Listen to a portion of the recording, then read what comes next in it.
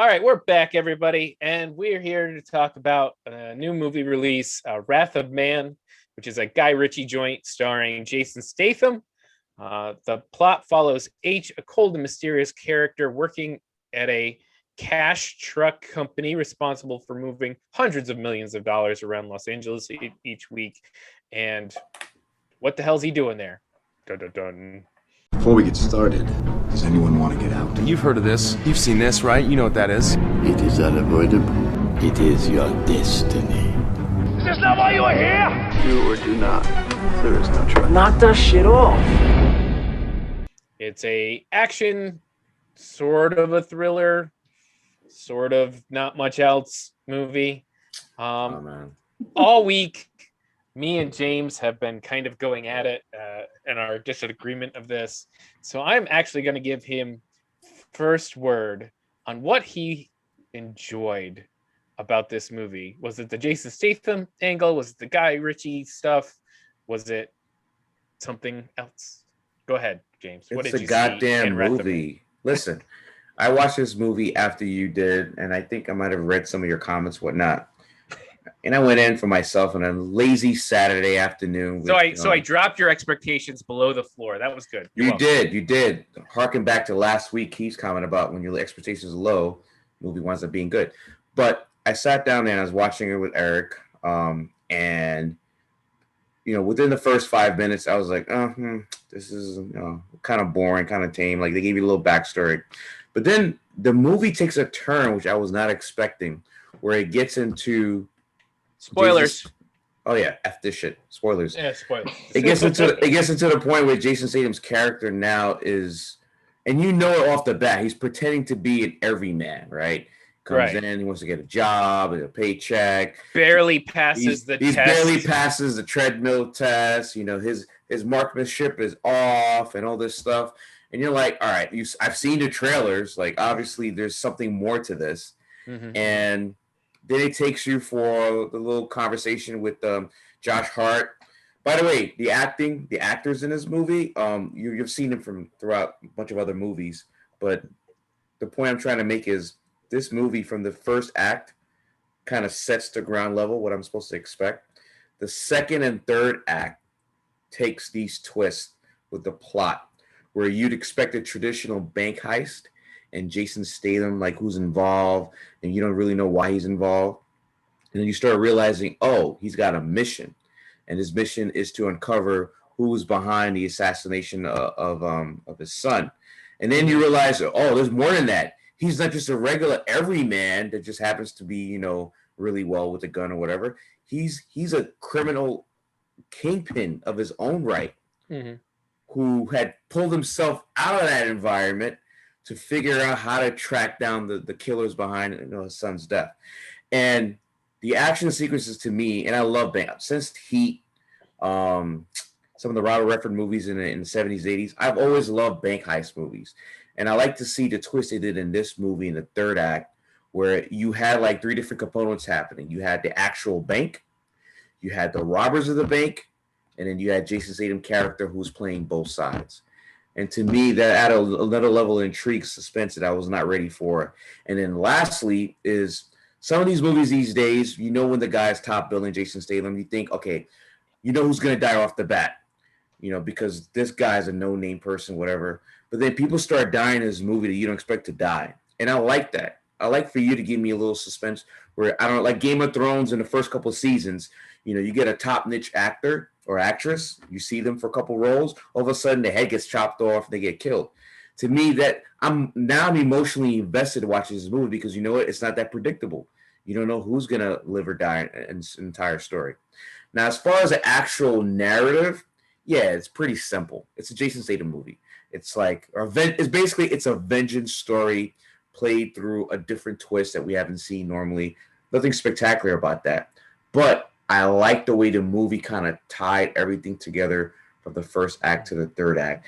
And I was really shocked that the movie was that good when the movie ended, the credits were rolling. I was talking to Eric, and I was like, yo, Chris said this movie was trash. And Eric was like, I'm not going to repeat what he said. But he was like, yeah, we need to really talk about that movie. Well, we'll talk about it. Mike, I'm going to give you your shot. What did you think of Wrath of Man?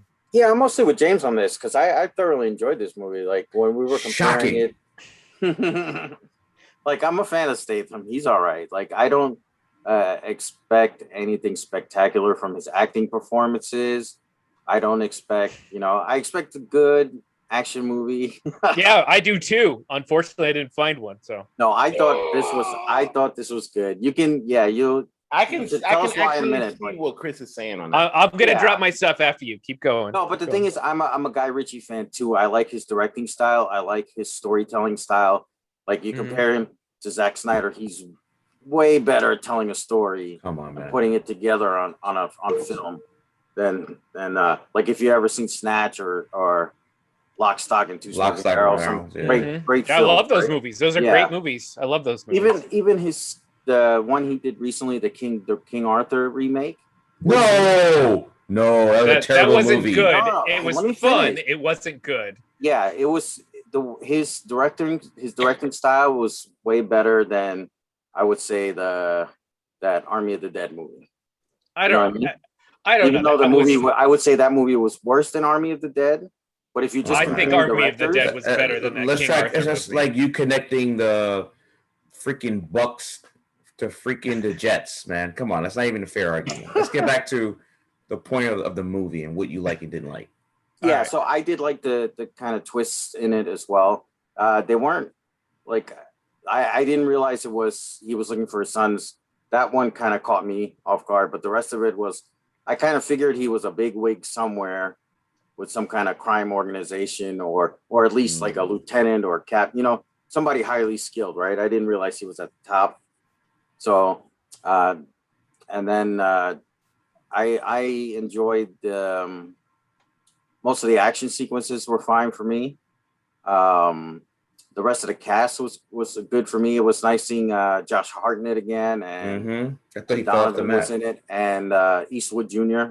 What's his name? Scott Eastwood. Scott Yeah. Eastwood. Yeah. I don't think. Future Wolverine in the MCU. No, I hope not. We need someone who tall. can act. He's too tall. He's But got yeah, potential. so overall, yeah, I thoroughly enjoyed it. Better than Those Who Wish Me Dead. So. Ooh. All right, Keith. I enjoyed it. I didn't think it was like anything groundbreaking or whatever, but like I enjoyed it pretty much as I enjoyed all other Statham movies. Like I do see what you're saying, Chris, about like I don't know if it was a like the type of action that I expect from a Statham movie wasn't there. A lot of fisticuffs, a lot of like hand-to-hand, fast twitch action that wasn't going on. I didn't get any real Statham running. No Statham running at all. He walked like, everywhere. So it was to me it was an oddly different action movie for him because like it was more acting heavy than it was actually action heavy. But he pretty much still acted the same. I think that there were some kind of just some holes in like the plot, not necessarily holes, but like to me stuff started to get predictable. Like I knew who the bad guy on the bad guy was. Bad guy's team was. Like like he told it. As soon as he told that guy, like, okay, come on, get ready, let's go. And he stood there and looked at him. I was like, okay, that dude's going to be a problem. He's probably going to kill everybody and try to take the money. Like, and it ended up being just that. Like, there was some very kind of like predictable things that were like super obvious. But other than that, like, that's probably like my only complaint for it. But as what I watch a Statham movie for, it pretty much gave me the like 90% of it. Okay. Brooksy.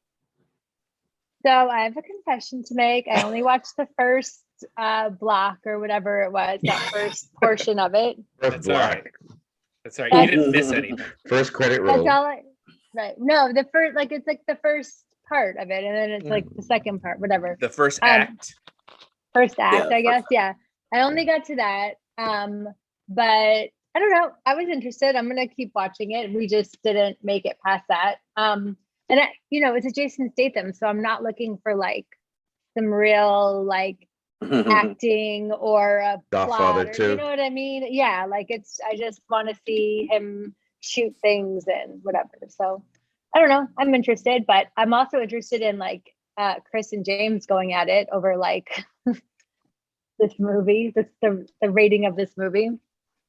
Yeah, see, but there's two Jason Statham movie types. There's the American Jason Statham movies, and then there's the British, the Guy British, Ritchie yeah, version. It's just going to be exactly. way less action and more thinking about the plot, right? It's not Correct. about him. All right. So Correct. So this is where I am. Like I've watched a lot of Jason Statham movies, and just like Jean-Claude Van Damme before him, he has his own little scale of the quality of his movies are in their own little realm. Like it's hard to put Jason Statham movie up against a you can only put him up against like an Arnold Schwarzenegger movie. Like action movies have their own little genre, and you scale them amongst each other, but that's not much else. I don't expect great acting. But Jason Statham, like Mike said, he's got this other type of movie that's sort of, you expect it to be an action movie, but it's a little more drama heavy. And I've watched two of these recently. One's called Parker and one's called Safe. And in both of these, of course, he's like a cop or an ex-military or something like that, which he is in this one. He's a mob boss. And he needs to save somebody or protect somebody or whatever, but most of it is a drama storyline bit and then a little bit of action sprinkled throughout. This is the worst of those three movies that I've seen. The way this was advertised to me was as a man on fire, and this was a man in water. This is the complete opposite of the man on fire. The setup of how much you're expected to believe this man just loved his kids so much, and his death just wrecked his life, that he was willing to drop everything. Like they gave that 2 minutes in the middle of the movie, that you got to see him go to the car and then leave his kid in the car so he could go do the work, of scouting out this place, and then his kid dies. Like you don't get any emotional setup for this. If they want to make it more drama heavy and they want to make it more connected, personal, then give me that. But don't just give me 2 minutes of the kid not really talking with his father before he dies. Okay, great. All right, you want to give me an action movie, a Jason Statham, man on fire action movie? Then give me an interesting set piece. There were no interesting set pieces whatsoever. All of the bank heists were basic. Statham walks out of the back of the truck, shoots a guy in the head, turns a quarter, shoots another guy in the head. Perfect shots. Pop, pop, pop, pop, pop. And that's it. Like there was nothing interesting or special or no interesting use of the surroundings or the bank trucks or the weapons. No great hand-to-hand batting. None of that there. So there's no emotional stake and there's no great action bit. What am I supposed to fall back on? The Jason Statham acting? No, that's not going to work for me. I know what to expect with Jason Statham acting, which is fine. It's okay. It's within his little universe. Now, Holt McCallany. I can't Holt pronounce Maberry? his name. Yeah, the guy who played the fast talking truck driver guy. Bullet. Yeah, he was great. I loved him. He was a breath of fresh air in this movie. He was always saying something interesting. It was a good foil. So I liked him. I liked Josh Hartnett. The whole Scott Eastwood thing was overly predictable. Yeah. So I just felt like it was missing all of the things that would make me go, yes, this is a fun and interesting movie. Right now, it's just the bottom of a Jason Statham list to me, compared to a lot of other movies we've watched. May I redirect no, real I'll say quick? this movie is better. Hello, Mike. I like to Better than redirect with Crank. Chris. Go ahead. By the way, yes, it is better than Crank. Crank was trash. Crank was so- fun. Crank at Crank least was had fun. an interesting. Frank was fun. It was All a right. bad movie, but it was fun, and it was way more action in it. Let's perfect segue. So I just listened to what Chris was saying. 3 things popped in my head. Something that actually Keith mentioned last week, when we talked about Army of the Dead, or 2 weeks ago. Trailer setting your expectations. We all go in, we watch these trailers, and we watch the movie, and then based on wherever the trailer set our benchmark, we react up or down. So Chris was saying how, he was expecting the type of Jason Statham movie, Man on Fire, based on whatever visuals he got from the trailer. And he didn't get that level of the Denzel movie, which this was not that movie. I agree wholeheartedly. Totally That's one of movie. the best action movies It is out there. But then you're putting this movie in that category, which it was never meant to be. So that's the first thing I want to mention. But why not? Why can't it be? It's Guy Ritchie and it's Jason Statham. Both of those have produced a wonderful movie. But it goes back to my next point here: is there's certain hypocrisies that we all do. And Chris, I'm talking to you right now. 2 weeks ago, we talked about Those Who Wish Me Dead. Yes, I love that movie. A movie that you're touting that gave you the better than this movie. The Angelina Jolie's backstory about her being a firefighter and going through that loss was 2 minutes of conversation. They never revealed to you exactly why she was affected. The fact that the kid was on the lam and running and the whole conspiracy, we don't know what exactly happened with his dad. Yes, but you feel for the kid and you feel his pain. You don't feel for the kid. You understand? Yes, you do. No, you understand the kid is going through something traumatic because his dad just got killed. You don't know why his dad got killed. It doesn't matter. Feeling for the kid, James. Yeah. So for me, I feel as a dad seeing my son get killed. I don't care if it's 2-minute excerpt in a scene where he was getting tacos on his phone and he watched his son get shot down. That same 2 minutes where his dad gets killed in Those Who Wish Me Dead versus this movie, Wrath of Man, there's no difference other than the fact there is a big difference. There's an acting level difference. There's a story and a thriller setup difference. There's an emotional build-up difference. But the acting level between Jason Statham and the kid, yes, it's different. Amazing that the 10-year-old has a better acting level. But the story and the plot remains the same. It's not though. For me, the way the director sets up the plot of the setup, like for instance, you're trying to equate like the son sitting in a car with his dad as these 2 assassins are hunting him down and he doesn't know what's going on, with Jason Statham like coming up on a scene and watching his son get shot and just blanks off and starts running towards and gets shot. Like it's totally they gave you the lead up in this movie. They gave you the lead up where he was talking to his son about his future, what his son wanted to do. They gave you so apparently Jason Statham is with his young son who's about to go to college. They talk about him going to college and what he wants to do. They gave you that whole backstory in that moment up until he gets to the car. Then he gets the phone call. He's telling you he's not involved anymore. He's done, right? So you hear this conversation. He says he's off for the day because he's with his kid. He's not involved. He's off. He's with his kid. Right. Then the event happens, and he sees it about to happen, and he knows he can't do anything about that. Except the problem is it's like the Zack Snyder thing. You've already seen that happen. You've seen this event happen 2 or 3 times at that point. The kid gets shot, and it's so when they build it up to the Jason Statham seeing it, you've already seen that. It's not a surprise. It's not a hit. You're like, oh, okay, I'm connecting dots. So it's more of an understanding scene than an emotional impact scene at that point.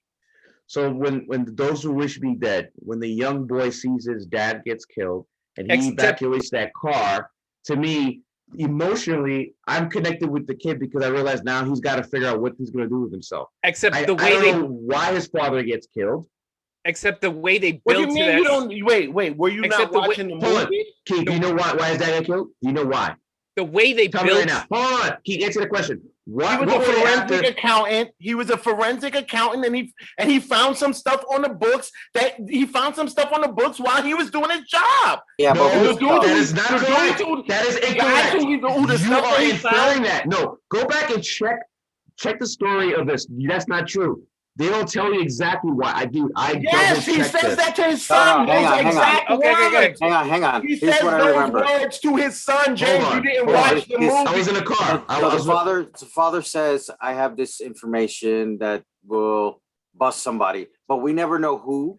But We it never know- doesn't we never matter. know, That's We the knew point. he was a forensic. We I knew know he we was know a that, but we forensic never accountant. know- He said that. But we never learn who's after him. But it or doesn't really why. matter. It That's does the matter. point. It does matter because in this movie, it matters That's a because in different Raptor question. Man, Raptor We Man, knew why they tell those you. people were Hold after on. him. But because in Don't Raptor lie, Man, James. they tell you. Or No, you didn't watch the movie. And I did watch the movie. And Raptor Man, they tell you exactly why his son was killed. No. They'll give you Okay. The What you're saying background. is, what you're saying is they didn't tell you enough.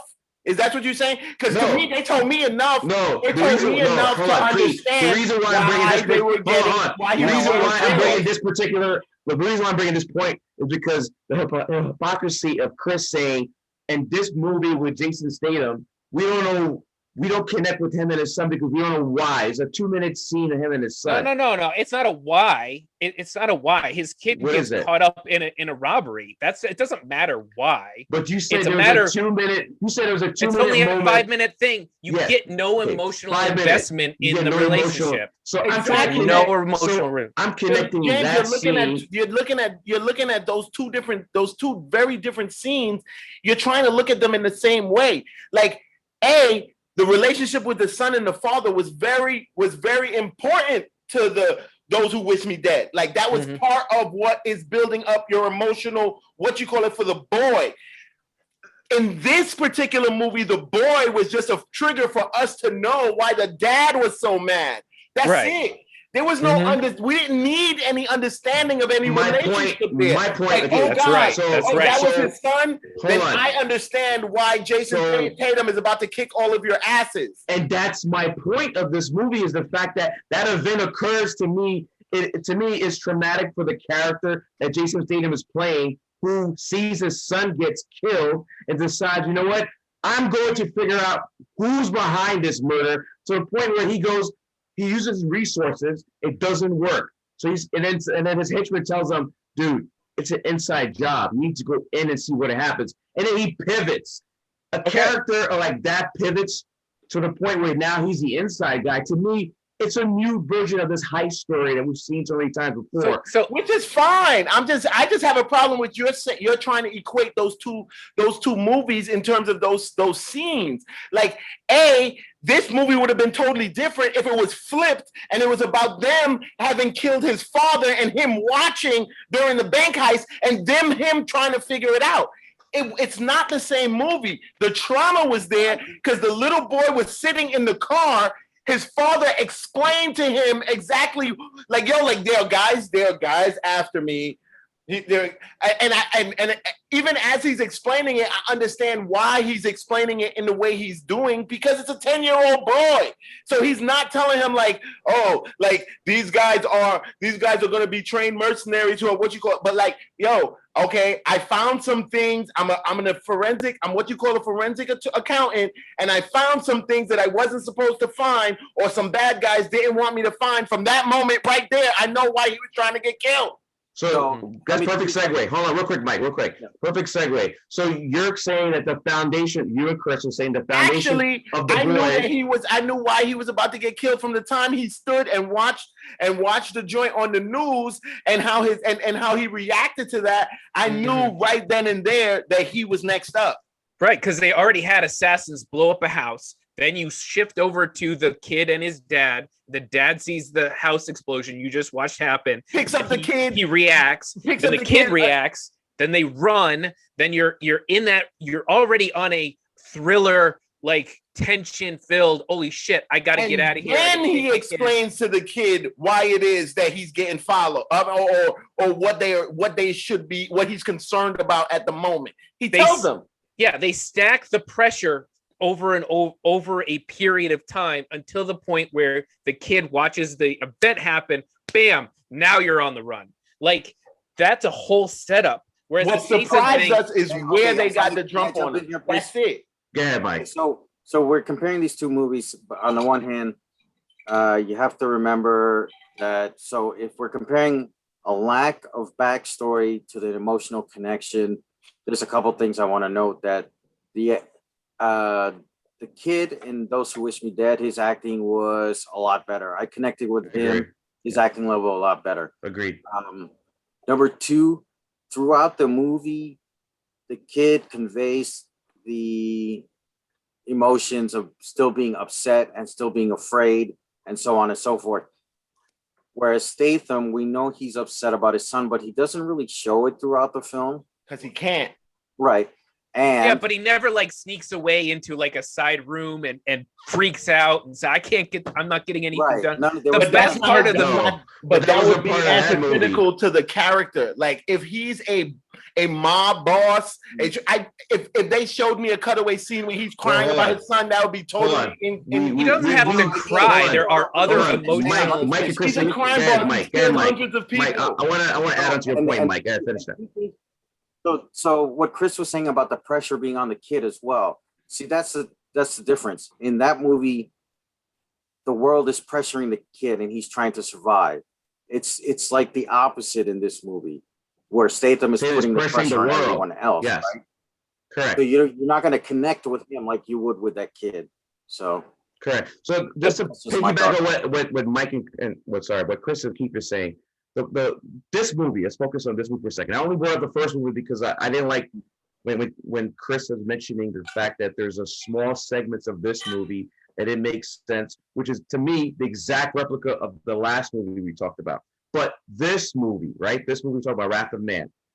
The story and narrative, how the characters develop through this story, to me was miles ahead of Those Who Wish Me Dead, only because I felt and I understood every character's role in this movie, in Wrath of Man, from the FBI agent who was like, I need him to clean up the crime here. I'm gonna let him do what he's gonna do. From the henchmen that were originally part of Jason Statham's Kingpin group, realizing, yo, this dude's going crazy. We can't stop this guy. We gotta talk to him and to give him a better option. To Josh Hart and the Bake Heist crew. Those guys who were doing their own mission because they were PTSD soldiers. To me, that gave me so much more flavor and spice to this movie than I got from Those Who Wish Me Dead. And Chris, you were touting how great Those Who Wish Me Dead was, and I took your word for it. And then I looked at this movie, and I'm like, dude, there's so much more to eat and chew in this movie as a Jason Statham movie, not Denzel Washington movie. Jason Statham movie compared to Angelina Jolie nailing in her role for this movie, and a bunch of a Bebop and Rocksteady henchmen that are supposed to be trying to catch the little boy. That's why I felt like, wait a minute, time out. We're not doing. And then to circle back to Keith's point, sometimes the trailers really do fuck us over. We watch the trailers, we set a benchmark, we watch the movie, and then we take a dump on it, or we applaud it even further. And I think in this situation, we didn't give you, particularly Chris, by saying Keith, because Keith was, he said it's neutral on it.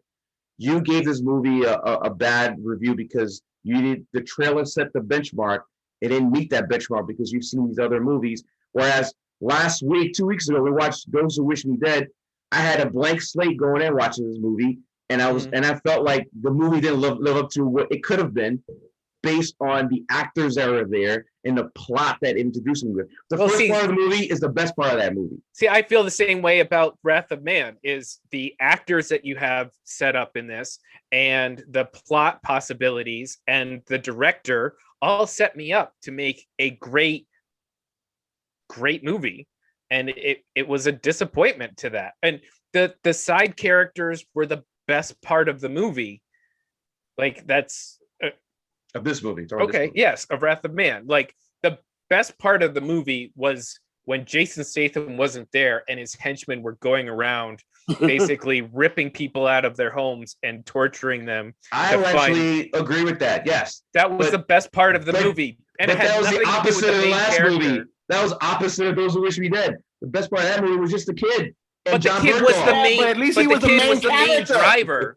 He was the main part of the He was the movie. main part. The kid Yeah, he was should the be the best central one. thesis of the movie. But hold on, that kid could not carry the entire movie to the point where you He felt did. like He you cared did. about. No, because Angelina Jolie was the main character. No, she No, wasn't. he The kid was definitely the main no. character. Angelina Jolie was the main character to character. you because you know her as the biggest name. If you look at the movie, she wasn't the biggest character. The kid was definitely. It was top billing. It was the billing. kid. Doesn't matter. Yeah, dude, you fell for the marketing, bro. And Look at the movie. And her role was to save the kid. It wasn't a side character to So the what? kid. To save him, the The person kid saved. That doesn't mean that that's the main person. But That Darth doesn't was mean not that's the main character person of in that the- movie. You're telling me the kid was the main Doesn't mean character that of Yes, that that's he the movie? main was. person in the movie. That- I wholeheartedly the don't. story He's re- not the main person in the the story. movie. The story did not It's revolve around. obvious the kid was the main person in the movie, bro. Yeah, The story was story about did not- Angelina Jolie. The movie was It did about not. the kid. redeeming herself to save that kid. it who's did having not. a It problem. did, but it The did not kid, revolve around her. bro.